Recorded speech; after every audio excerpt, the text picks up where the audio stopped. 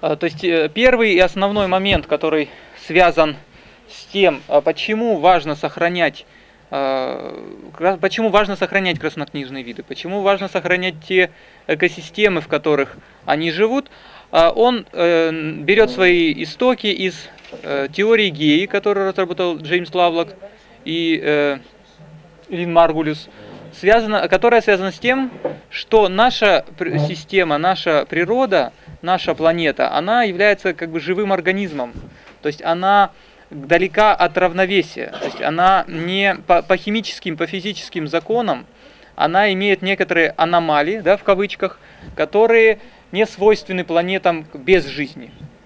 Можно далее? Давайте более подробно просто посмотрим, что это значит. Вот у нас Марс. Или это кто? Да, Марс. Посмотрите, Марс, температурные параметры Марса. Вот, 98% СО2, азот 1,9%, тоже небольшие следы, и кислорода вообще следы. Вода находится в состоянии пара. Потом ученые провели некоторую гипотетическую оценку Земли без жизни. И Земля без жизни имеет такие гипотетические параметры. Температура может колебаться либо в районах 290, либо минус 50. СО2 у нас порядка 98%. Азот 1,9%. Кислород следы. Вода в данном случае может находиться либо в состоянии льда, либо в состоянии пара. Когда они проанализировали вот эти параметры с точки зрения Земли с жизнью, да, оказалось, что Земля с жизнью имеет некоторые другие физико-химические параметры, которые не соответствуют, в кавычках, мертвым планетам. То есть средняя температура колебаний это 15 градусов на всей планете. СО2 небольшие, очень следовые концентрации 0,03%. Вот, азот 74% основной газ и кислород 21%. Вода на планете Земля находится во всех трех состояниях. Эти исследования привели ученых Лавлока и Маргулиса к такому интересному заключению, что планеты, населенные жизнью, они имеют некоторые другие параметры, которые не соответствуют планетам, не населенной жизнью. Вообще эти все исследования они проходили в рамках исследований НАСА по поиску жизни за пределами нашей Солнечной системы. То есть они пытались определить, как можно по спектральному анализу планет определить, есть жизнь на планете или нет жизни на планете. И вот они пришли к такому выводу, что да, можно, потому что жизнь, она сама трансформирует окружающую среду, и таким образом жизнь, она сама создает условия для жизни. Посмотрите, температура у нас не совпадает, то есть у нас получается, что планета с жизнью, она имеет совершенно другие параметры, чем остальные планеты. То есть благоприятные условия жизни на планете Земля создает сама жизнь. То есть это основной принцип теории Гея, и после этого, конечно, началось очень много течений в области сохранения планеты. Появились такие друзья планеты, которые глубинная экология появилась, такая как бы наука, даже не наука, а практика, которая позволяет сопереживать планете как целому организму и воспринимать планету как единый целый организм. Вот, но мы как бы пытаемся эту теорию развить дальше, и мы уже говорим, что теория Геи, она лишь один шаг к восприятию планеты как целое. Мы говорим о том, что существует другой принцип, или теория биотической регуляции, которая более точнее для нас описывает вот эту закономерность жизни, создавать благоприятные для себя условия. Потому что, как мы на это вышли, что в свое время такой ученый, как Горшков, он пришел к таким же заключениям через свои исследования, и вот что он говорит. что наша планета, она находится в условно неравновесном состоянии. И вот это условное неравновесие нам создает живая среда. Но если эта живая система разрушится, то планета может перейти либо в два других состояния. Либо в состояние повышенных температур, да, это марсианская окружающая среда у нас появится на нашей планете, либо венерианская окружающая среда, то есть я имею в виду наоборот, смотрите, либо у нас будет климат Венеры, то есть это очень высокие температуры, либо климат Марса, очень низкие температуры. Вот.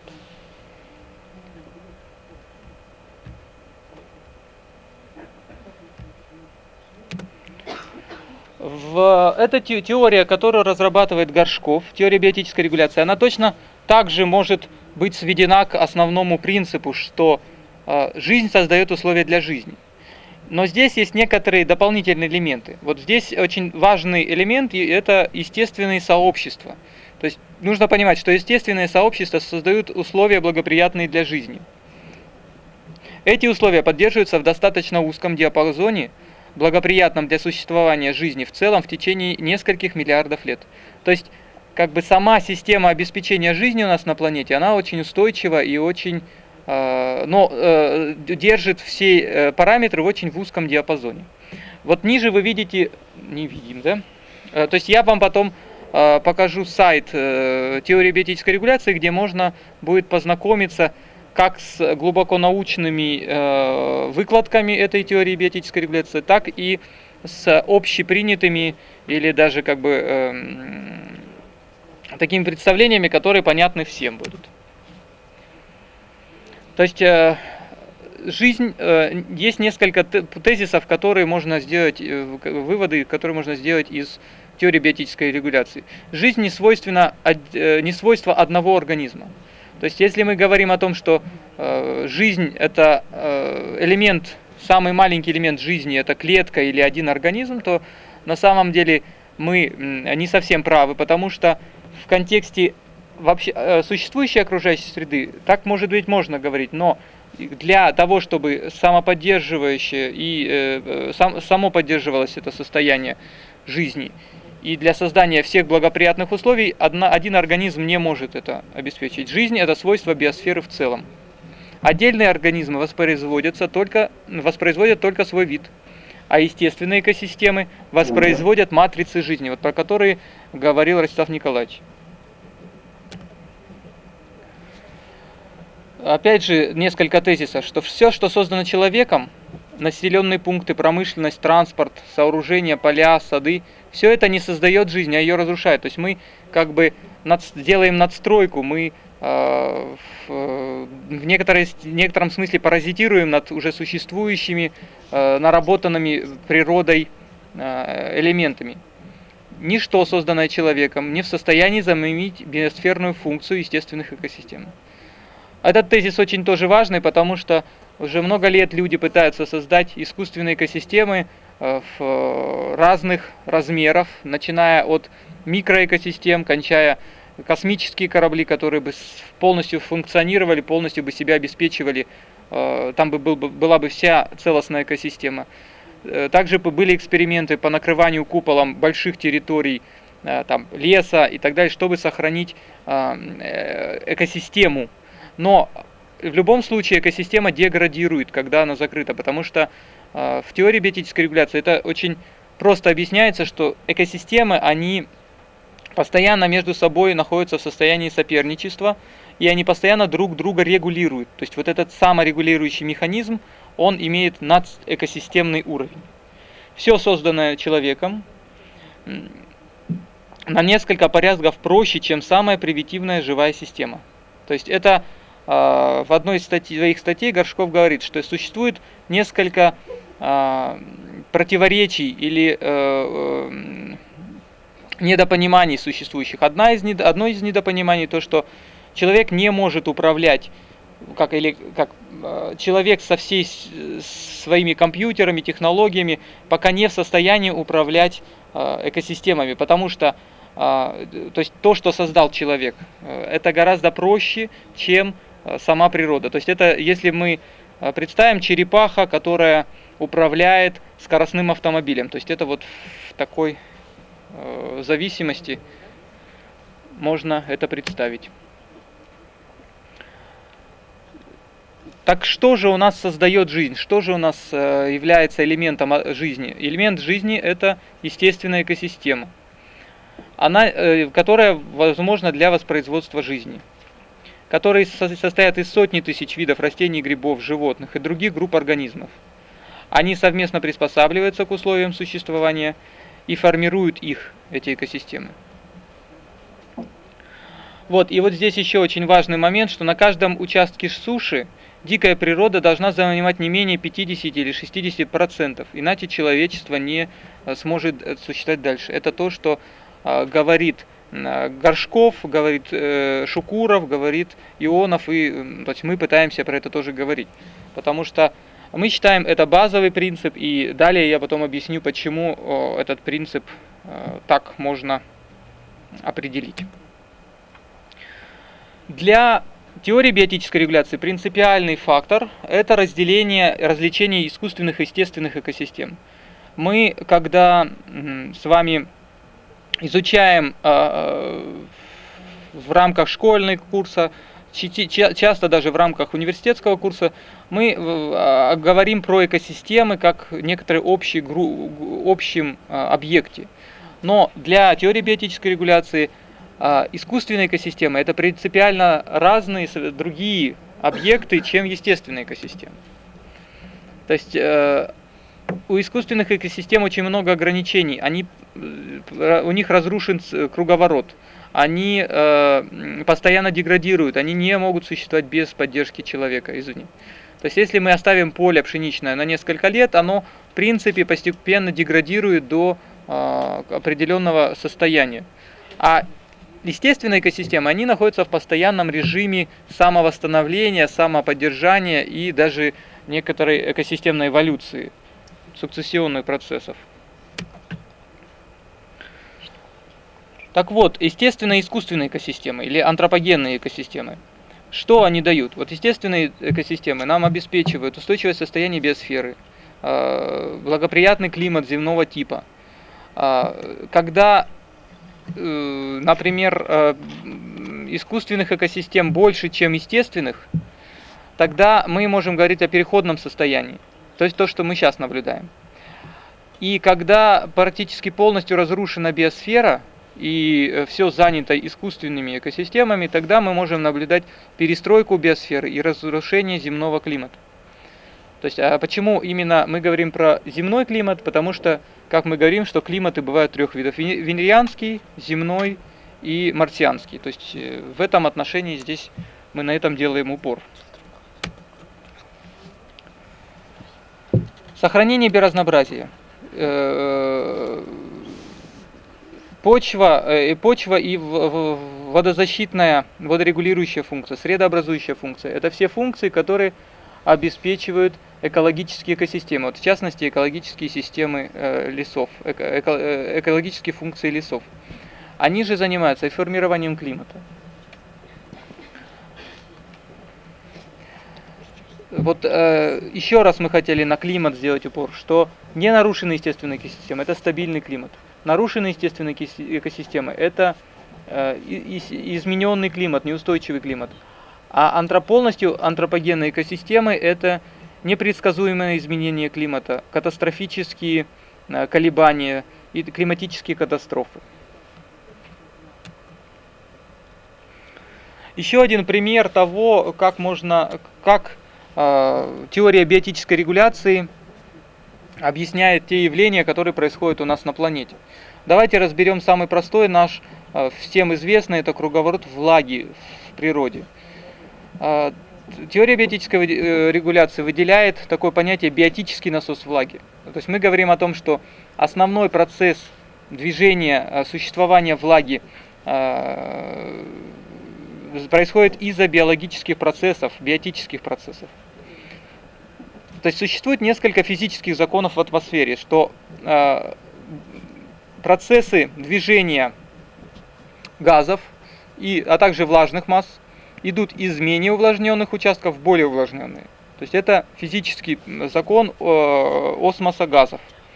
Второй важный закон физический в атмосфере – это перенос влаги вглубь континента ослабляется пропорционально удаленности от береговой линии. То есть, что это значит? Это туча, которая набрала воду на океане, над океаном, двигаясь в центр континента, она постоянно уменьшается, выпадает влага, выпадает, и в конце концов к центру континента влаги не должно доходить, до центра континента влаги не должно доходить. В связи с этими законами физики у нас, по идее, пустыни должны быть все в центре континента, а ближе к океану должно быть формирование разных типов растительности. Но у нас оказывается, что немножко другой процесс. Почему? Потому что происходит некоторый дополнительный потенциал, и береговая линия, которая существует вокруг, то есть растет по берегу, если она больше порядка 600 километров, тогда это обеспечивает закачивание влаги на любые расстояния, на любые далекие расстояния внутрь континента. Как это происходит? Давайте я покажу в виде картинок.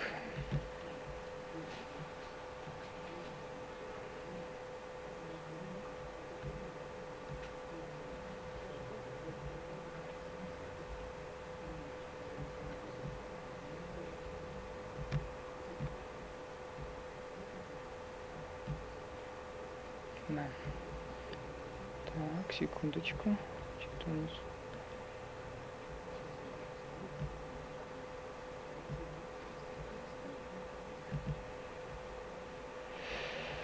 Вот посмотрите, то есть основной принцип, да, то есть тот принцип, что где больше влаги, туда и тянется влага, да, то есть мы вот говорили, физический закон. Вот смотрите, если над лесом постоянно идет даже дождь, над береговой линией постоянно формируется вот этот потенциал осадков, то есть практически 80% осадков крутится вокруг естественных, вокруг природных каких-то растительных сообществ. Если, и поэтому, смотрите, получается у нас влага с океана на континент закачивается, вот она, да, стрелка, а сухой воздух поверху проходит и уходит в сторону океана. Если процесс, происходит процесс сокращения естественных лесов, или вот этой самой береговой линии, вот происходит некоторый вот такой интересный процесс. Постепенно потенциал увлажнение уравнивается над континентом и над океаном. И в какой-то момент вот этот процесс переходит в другом направлении. Этот процесс начинает двигаться в другом направлении. Смотрите, то есть теперь изменилась у нас зависимость. Получается, что над океаном испарение во много раз выше, чем над континентом.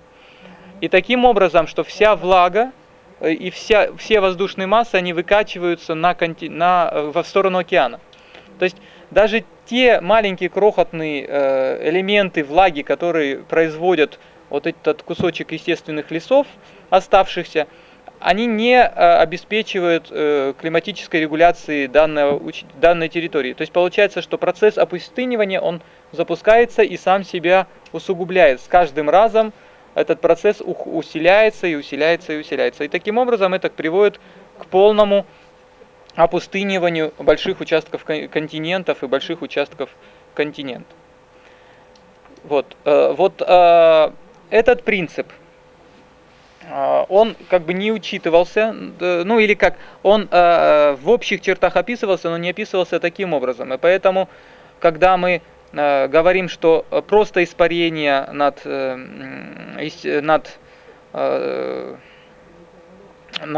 континентами, над сушей и над океаном, это обеспечивает круговорот воды в природе, это не совсем верно, потому что основной процесс круговорота обеспечивают естественные лесные экосистемы. Вот для Кыргызстана, например, эту роль еще играют наши ледники, то есть они тоже являются аккумуляторами или механизмами, которые притягивают влагу.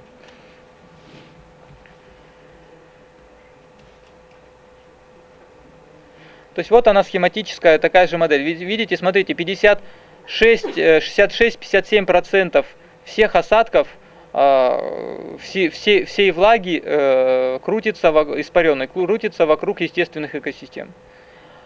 когда над океаном происходят небольшие участки, небольшие элементы испарения. Но этого уже достаточно для того, чтобы обеспечить то, чтобы наши реки текли.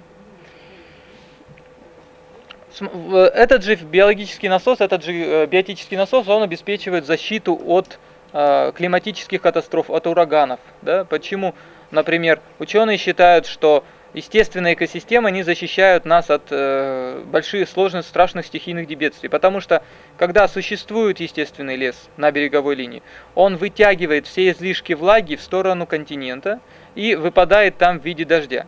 Если же этого не происходит, если же экосистема разрушена береговая, то происходит процесс формирования вот этих ураганных явлений. То есть где-то над океаном появляется точка чуть-чуть более увлажненная, чем окружающие территории. Это стимулирует интенсивный, мощный процесс, ураганный процесс испарения. Чем больше испарения, тем больше влаги и ветров начинает двигаться в эту точку, и запускается вот этот смерч, ураган. Еще один очень важный момент, про который бы мы хотели проговорить, это товары и услуги естественных экосистем. Вообще существует много близко родственных терминов. Есть товары естественных экосистем, услуги, функции естественных экосистем. Но, например, Конвенция по биологическому разнообразию, она определяет это товарами и услугами. Но мы говорим немножко про другое, мы говорим про функции естественных экосистем.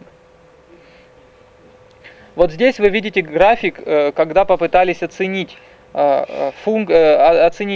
например, сколько сейчас, к чему сейчас приводит интенсивное хозяйство тех или иных объектов природопользования, и к чему могло привести альтернативное их использование, когда мы учитываем не только вот количество дерева, которое мы можем получить из леса, или там пушнины, или еще там трав лекарственных, а еще когда мы учитываем естественные экосистемные функции, которые в принципе у нас не входят ни в какой механизм учета. Вот посмотрите, вот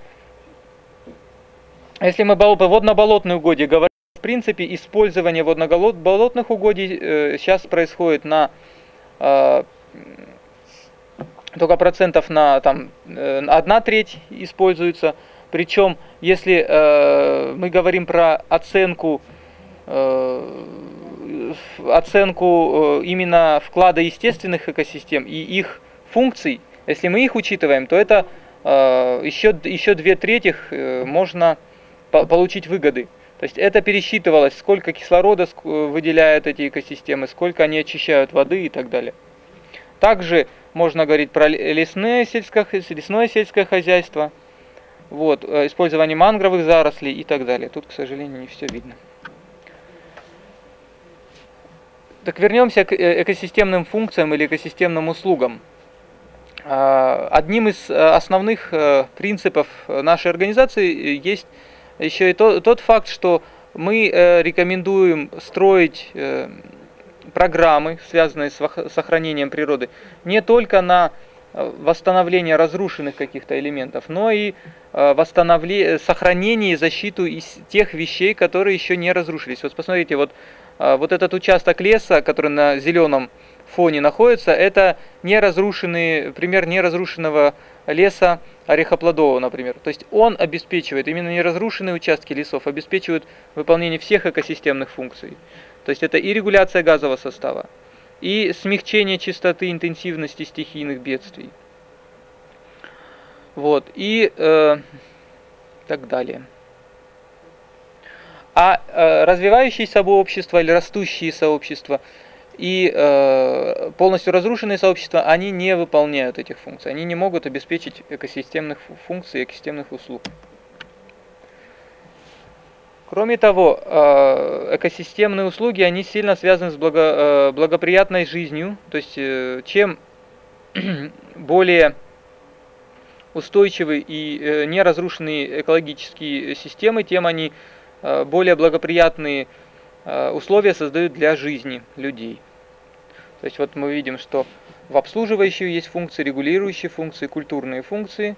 которые обеспечивают безопасность, здоровье, обеспечение минимальных потребностей и благоприятные социальные отношения обеспечивают.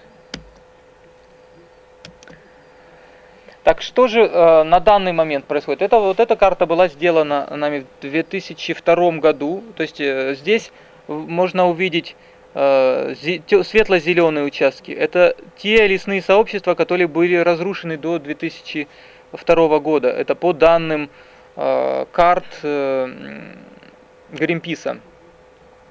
Вот эти участки, темно-зеленые пятна, это те леса, которые на 2002 год существовали. А вот эти красные участки, или как бы обведенные, это зоны, на которых происходит интенсивное природопользование, природоуничтожение. То есть, таким образом, мы этой картой хотим показать, что можно все участки на нашей планете можно разделить на три типа. Есть зоны разрушения жизни, это вот красным обведенные, и есть зоны восстановления или создания жизни, это темно-зеленые участки. И поэтому мы должны понимать, что если баланс разрушающих сил нашей природы, или нашей жизни вообще, и созидающих сил, если он нарушится, тогда будет не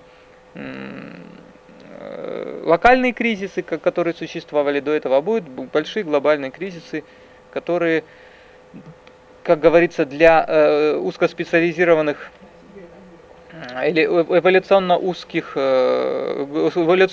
группы, как человек, оно не принесет ничего хорошего. Говоря про Кыргызстан, то есть мы уже про это тоже говорили, то есть это карта экосистем, которую мы с Эмиль Джапаровичем подготовили в 2006 году по данным, к сожалению, старым, по вегетативным картам, которые были разработаны в Советском Союзе. Вот на данной карте можно выделить около 22 естественных экосистем. Вот, то есть вот так выглядит наше сообщество. И причем вот эти красные или красно-оранжевые участки, это участки интенсивного природопользования, это антропогенные территории. Здесь представлена карта заповедников и охраняемых территорий. Вот, и несколько представителей краснокнижных видов, которые обитают в тех или иных местах. Может быть, да. Может быть, нельзя. Нет, ну посмотрите, справа австралийский тюльпан нарисован. Что он там распространен на хребте Акшера? Но это тут Кауфмана у нас он называется. Справа? А, справа? Ну, я же вижу, что это австралийский. Это который Грейга, да? Он совершенно не тот ареал. Я еще тогда на биофаке говорю, что карта вводит студентов.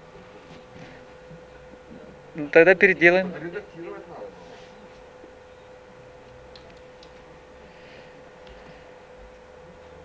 А вот здесь представлено распределение по высотам тех сообществ, которые у нас здесь в Кыргызстане существуют. То есть здесь это разработано Эмиль Джапаровичем Шукуром. Тут единственное, не видно пустынные, они ниже идут, участки территорий. Вот. Но вот здесь можно видеть, что практически где-то только там 40% или там 50% тех высотных зон, которые существуют в Кыргызстане, они имеют интенсивные биологические, там идут интенсивные биологические процессы. Потому что в основном, начиная с 3500 и выше, это уже экстремальные условия для живых систем, вот, и растительных, и животных. И выше там уже начинаются очень слабо, очень экстремальные условия для существования жизни. То есть это вот в высотном разрезе наше сообщество Кыргызстана.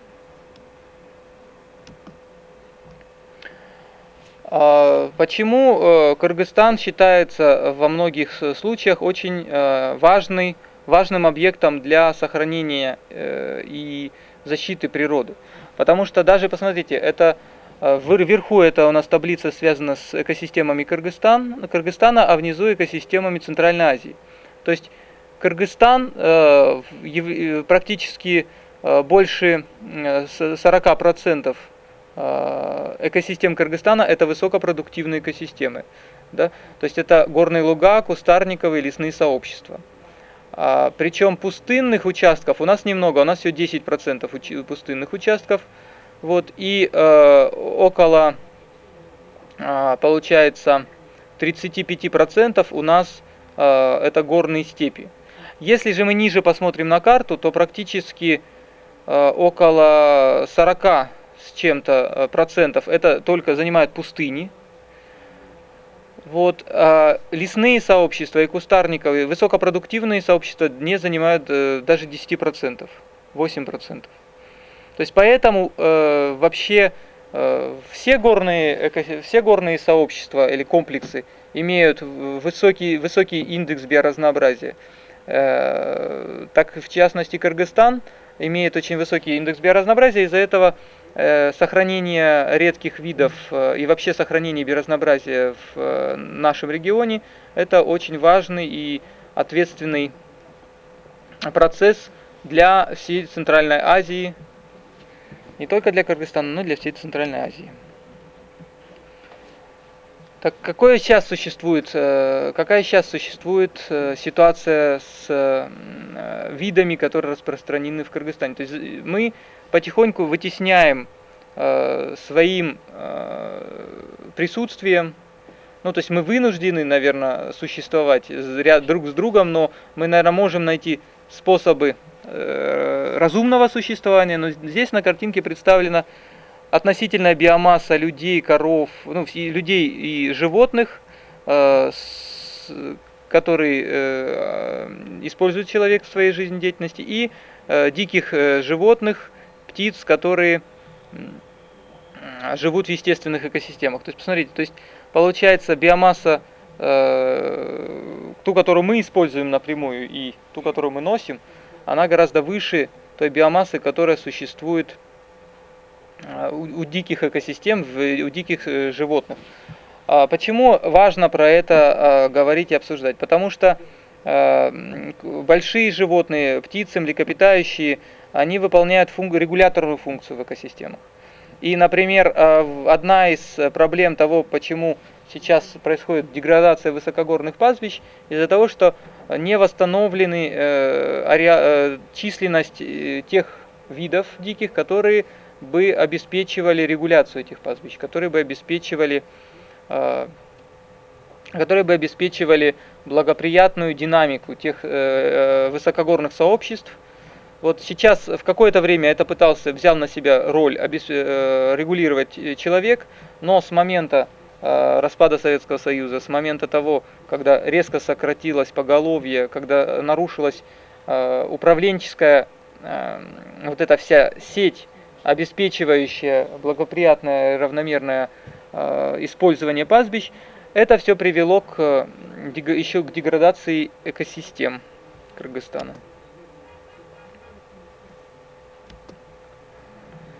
Так, к чему мы призываем в рамках наших программ и в рамках наших работ? То есть мы говорим о том, что нужно переходить к устойчивому развитию. Вообще понятие устойчивого развития это очень широкий и большой цикл или концепция. Здесь же я бы только хотел сказать, что устойчивое развитие это когда экономика, экология и социум, они взаимодействуют, взаимозависимы и взаимодействуют друг с другом. Но вот перечеркнутая схема, это схема, которая предлагалась со времен разработки первых докладов Римскому клубу, со времен встречи в Рио в 1992 году, когда только провозгласили о том, что нужно переходить к устойчивому развитию. Мы же сейчас говорим о том, что должна существовать модель, которая основана на экологических лимитах, или вот что экология, она включает в себя социум, а социум включает в себя экономику.